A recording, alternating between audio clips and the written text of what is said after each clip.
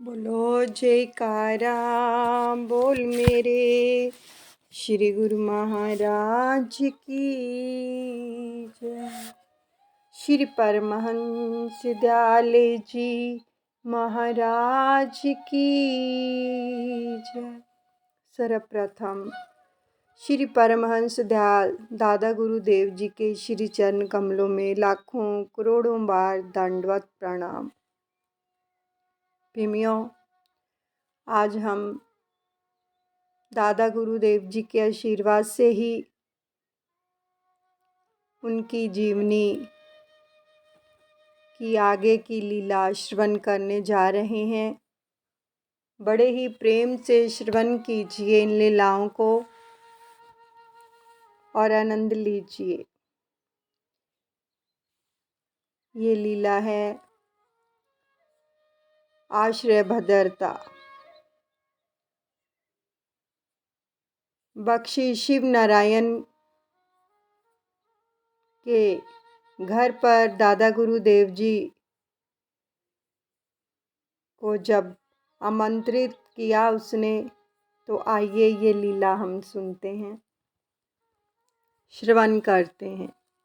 श्री परमहंस दयाल जी को बख्शी शिव नारायण नामक आदमी ने रात के खाने पर आमंत्रित किया। दादा गुरुदेव जी ने हाँ कर दिया। शाम के समय उनकी तबीयत ठीक नहीं थी दादा गुरुदेव जी की, किंतु उन्होंने वायदा कर दिया था, इसलिए वहाँ चले गए। जाने पर अंदर अपने पहुँचने की खबर भिजवाई तो उस व्यक्ति ने कहलवा भेजा कि वे बाहर ही बैठे। महाराज वहाँ कुर्सी पर बैठ गए। शाम से उन्हें ज्वर था, यानी बुखार था दादा गुरुदेव जी को, जो और बढ़ने लगा, पर बिना मिले लौटना उचित नहीं समझा। वह आदमी अंदर घर में जुआ खेल रहा था। यह भूल ही गया कि उसने बाबा को बाहर बिठाया है। घंटों बाद जब जुए का खेल समाप्त हुआ, तब उसे याद आई कि वह बाहर गया और देरी से आने के लिए बनावटी शर्मिंदगी दिखाने लगा। दादा गुरुदेव को खिलाने के लिए ऊपर खुली छत पर ले गया। वहाँ जाकर नौकरों को हिदायत करने लगा कि वे ठीक से आसन लगाएं तथा महाराज को जलपान कराएं। उन्हें तो जलपान करने को वैसे भी इच्छा नहीं थी, क्योंकि उनको ज्वर था। फिर भी कुछ खाना शुरू किया तो वह आदमी मुड़ मुड़ कर नौकरों को कहता कि वे बाबा को ठीक से खिलाएं, किंतु उसके दिमाग में तो जुए का खेल चक्कर काट रहा था। कितना जीता कितना हारा, यही सब। वह छत पर टहल रहा था और बार बार इधर उधर थूक फेंकता था। अभी दादा गुरु महाराज जी ने 2-4 ग्रास ही लिए होंगे कि उसने इतनी जोर से थूक फेंकी कि एक कण दादा गुरु महाराज जी की थाली में गिर गया। महाराज ने हाथ रोक लिया, बोले कि उनका स्वास्थ्य ठीक नहीं है, इसलिए अब अधिक नहीं खा सकेंगे, क्योंकि थाली के अंदर थूक के कण चले गए थे। वे वहाँ से अपने ठहरने के स्थान पर आ गए दादा गुरु महाराज जी। तो उन्होंने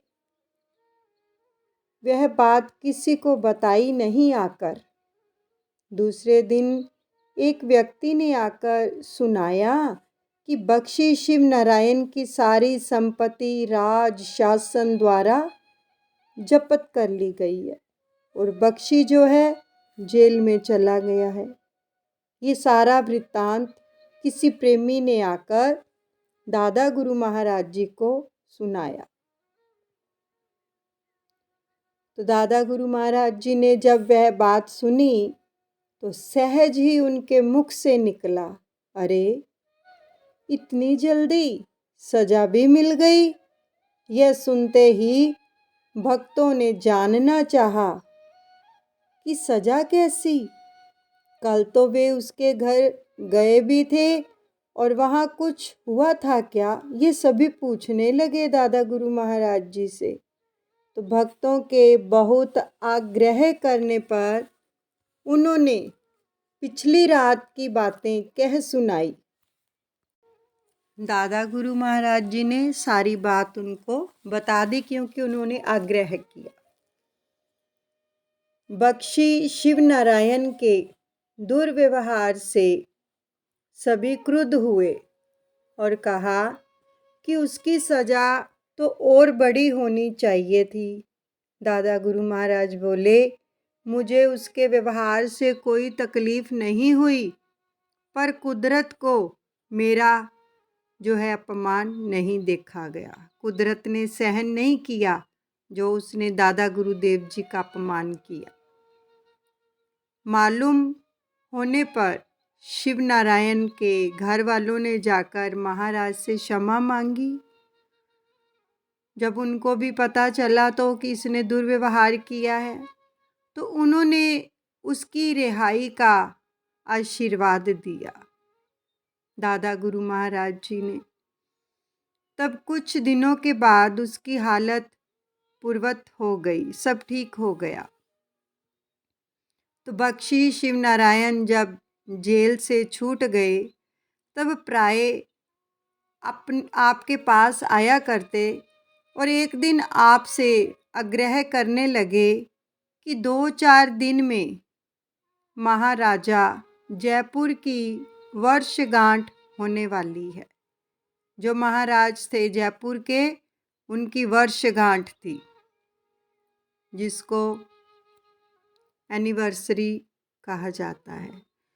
तो आप उसमें दारोगा रामचंद्र जी की मार्फत मुझे भी बुलवा लीजिए ताकि राज दरबार तक उनका आना जाना शुरू हो जाए। फिर उसने कहा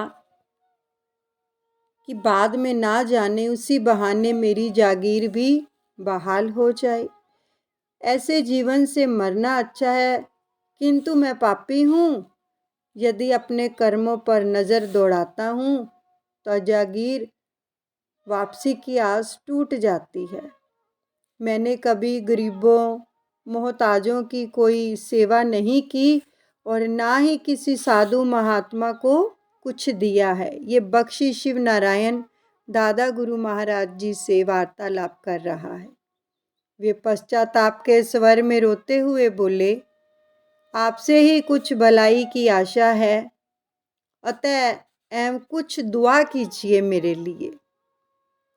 तो उनकी विनम्रता और अजीजी को देखकर महाप्रभु भाव विह्वल हो गए और बोले, भाई हमसे किसी का दुख नहीं देखा जाता, हम तो सदा ही सबकी भलाई की दुआ करते हैं। ये दादा गुरु महाराज जी ने उसको वचन फरमाए।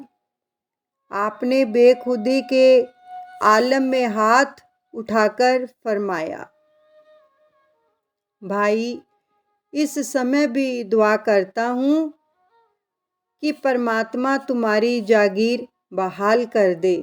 दादा गुरु महाराज उसके लिए दुआ कर रहे हैं। बल्कि तुम्हारे कर्मों में से कोई कर्म या भुगतान शेष रह गया हो तो भी वह भी हम अपने ऊपर लेने को तैयार हैं। ये दादा गुरु महाराज जी ने बख्शी शिव नारायण को वचन फरमाए कि अगर तुम्हारा कोई ऐसा कर्म और भी रह गया है जिसके कारण तुम्हें दुख मिल रहा है, और वो भी मैं अपने ऊपर लेने के लिए तैयार हूँ, तो इसमें अधिक और क्या करूँ। 2-4 दिन में ही बख्शी जी की जागीर बहाल हो गई। तो इसी तरह एक बार श्री रामकृष्ण परमहंस के साथ ये घटना हुई थी कि वे अपने शिष्य स्वामी ब्रह्मानंद को साथ लेकर किसी भगत के घर निमंत्रण पर गए थे।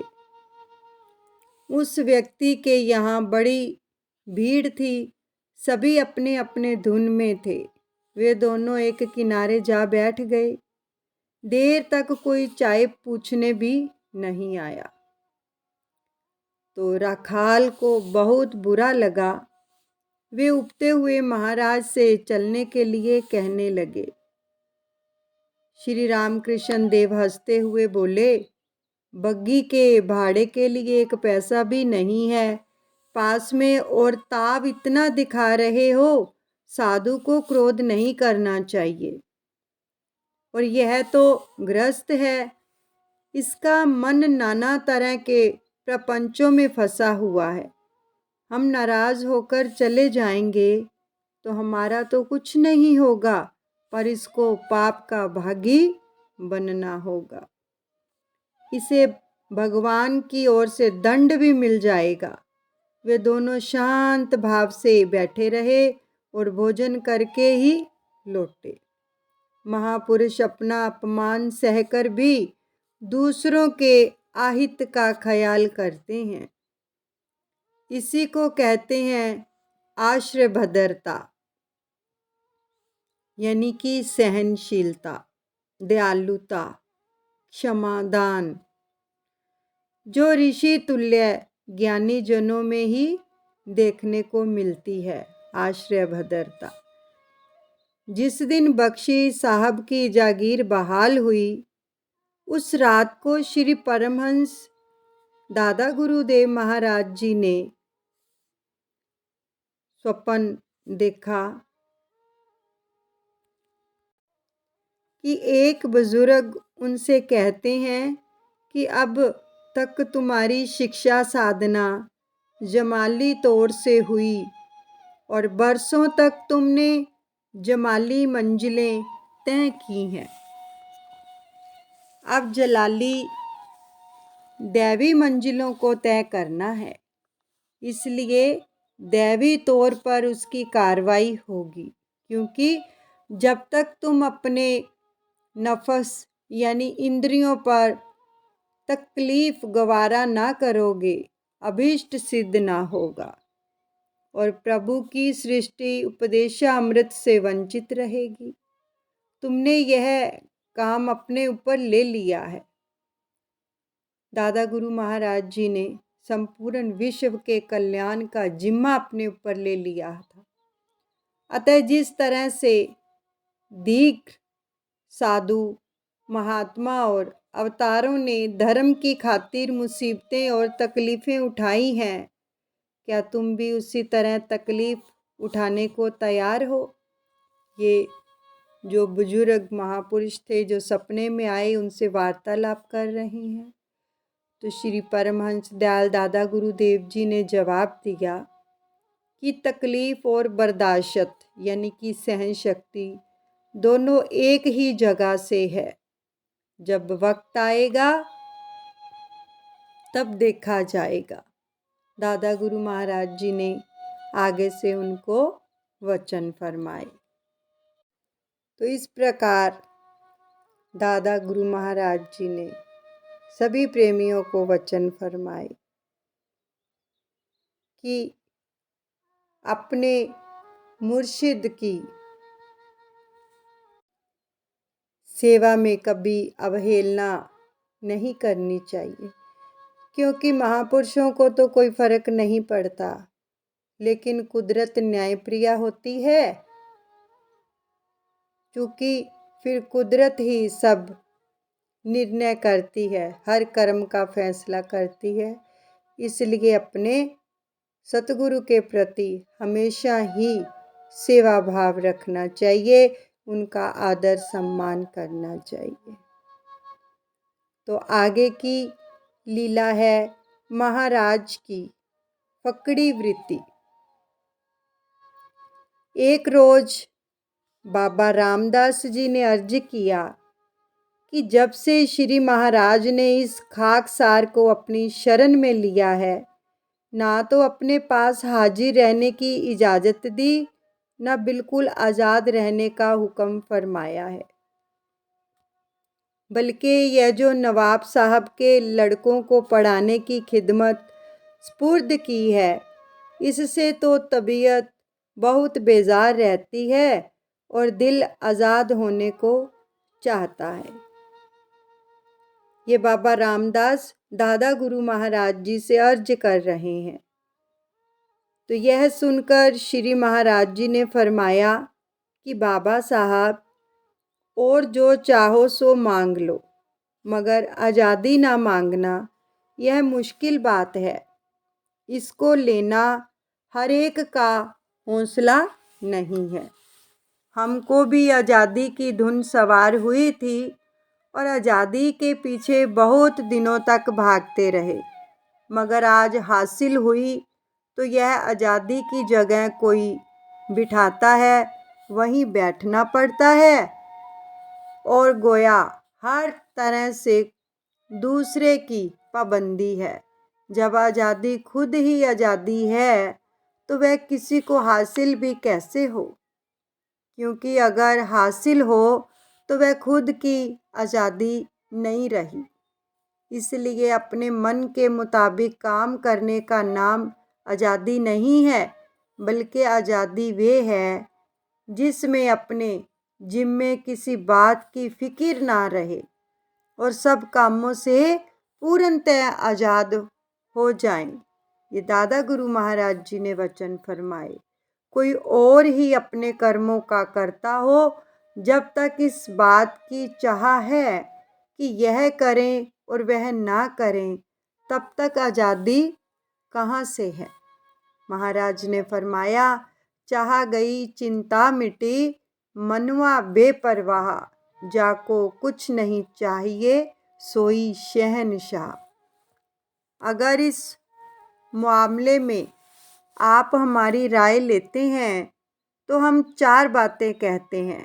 दादा गुरु महाराज जी ने वचन फरमाए। अव्वल ये कि या तो बिल्कुल अवधूत हो जाओ, न खाने की फिक्र न पहनने का गम, जैसे श्री दत्तात्रेय जी थे। अगर किसी ने दे दिया तो खा लिया, वरना हरि की इच्छा।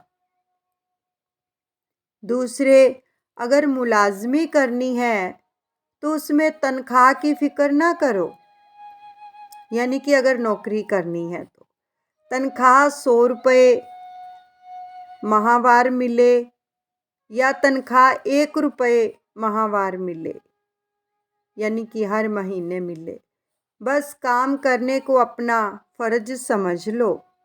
क्योंकि अगर तनख्वाह की कमी बेशी या मिलने ना मिलने की वजह से नौकरी छोड़ते हो, तो बताओ कि नौकरी छोड़ने पर आपको तनख्वाह कहाँ से मिलेगी। फिर जिन खर्चों और ख्वाहिशों से तंग आकर नौकरी छोड़ते हो, तो फिर उनसे पूरा होने का सामान कहाँ से मुहैया होगा। आखिर कहीं और नौकरी करनी होगी, फिर उससे यह क्या बुरी है जो पहले ही कर रहे हो नौकरी। अगर तुमने अपनी ख्वाहिशों को काबू में कर लिया है और बगैर रुपए पैसे के काम चला सकते हो, तो फिर तनख्वाह की फिक्र बेजा है। मिले तो वाह वाह, ना मिले तो भी वाह वाह, क्योंकि फ़कीरी में भी कोई तनख्वाह तो मिलती नहीं है, बिना तनख्वाह के गुजारा करना होगा। फिर इस तनख्वाह वाली नौकरी को ही फ़कीरी समझ लो। जैसा फटा पुराना कपड़ा हासिल हो पहनो, अगर कोई टोके तो जवाब दो कि जैसा मालिक से मिलता है वैसा पहनते हैं। यानी अगर कोई आपको बोल देता है कि कैसा कपड़ा पहना हुआ है, तो दादा गुरु महाराज जी ने वचन फरमाए कि उसको जवाब दे दो, जैसा मालिक से मिलता है उस परमात्मा से वैसा पहनते हैं। अगर इससे अच्छा पहनना मंजूर है तो इससे अच्छा दे दो, यानी कि आप दे दो जो आपको बोल रहा है। तनख्वाह वगैरह ना मिलने की वजह से या किसी और तकलीफ से नौकरी छोड़ना इस बात को जाहिर करता है कि या तो रुपए की पाबंदी है या किसी और बात की। आज़ादी का दिन बहुत दूर है। तीसरी बात यह है कि अगर पढ़ाने का शौक़ है तो यतीम बच्चों को पढ़ाओ ताकि उनका उद्धार हो, और आपकी तरफ से परोपकार और फ़कीरों का यह काम भी है। ये दादा गुरु महाराज जी ने उनको वचन फरमाए। चौथी बात यह है कि जैसा तुम्हारा जी चाहे वैसा करो। गृहस्थ बनाना चाहते हो तो शादी कर लो, हमारी तरफ से इजाज़त है। ये बाबा रामदास को दादा गुरु महाराज जी ने वचन फरमाए। बोलो जयकारा बोल मेरे श्री गुरु महाराज की जय। श्री परमहंस दयाल जी महाराज की जय। I love you, I like you, I respect you. Shri Paramhans Dayal ji bless you, bless you, bless you all. Gurmukh bless you. मेरे दादा गुरुदेव आप सबका मंगल करें।